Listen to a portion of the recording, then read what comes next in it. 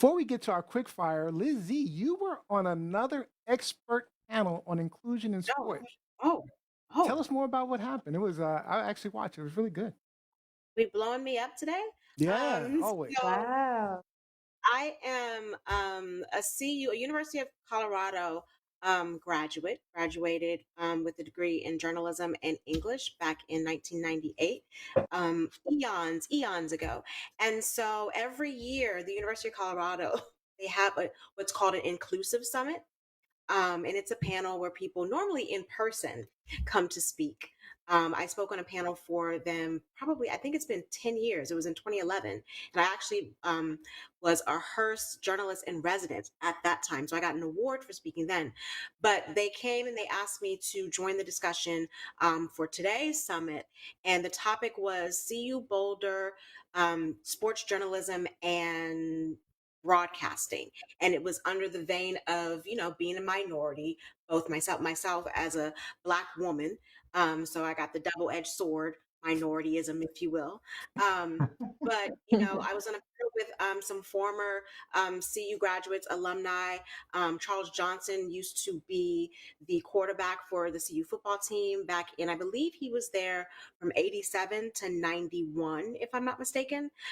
So these are people that I haven't seen in a very long time. And we had a very spirited discussion about why we chose sports journalism, what we learned from CU that we were able to use in our careers as sports journalists, Hmm. and what it meant for us to be a person of color working in the world of sports. So it was a lot of fun. It was a lot of fun. And you spoke about your experience as Nice. a woman in sports journalism, particularly noting that you were really uncomfortable with working the NBA. Did you have uh, a lot of sexual harassment there, or what was going on with that? Yeah, why were you uncomfortable? um, so Is one, it for I like think obvious reasons?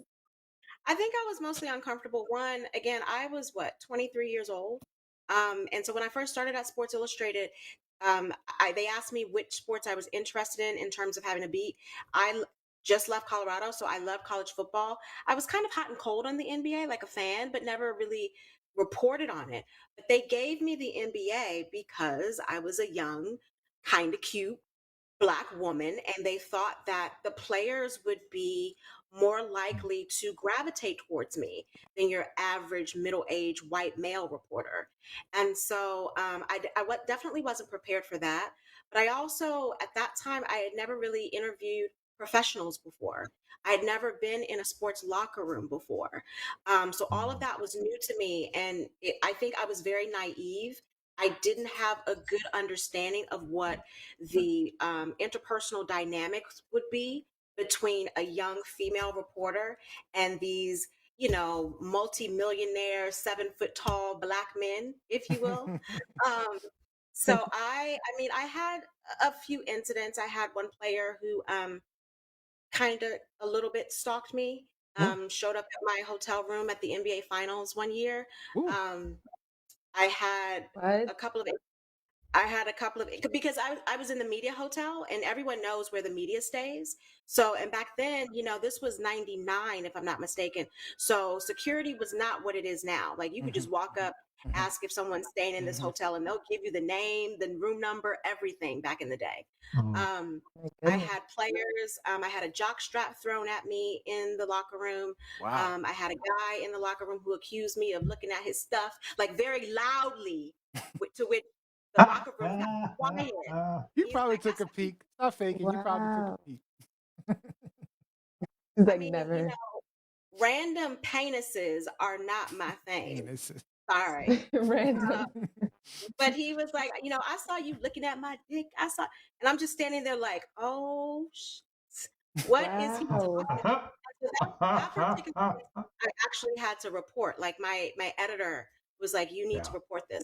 But I think the thing that made me like really most Wow. uncomfortable, one year when NBA All Star was in DC, actually. So I came down to cover NBA All Star.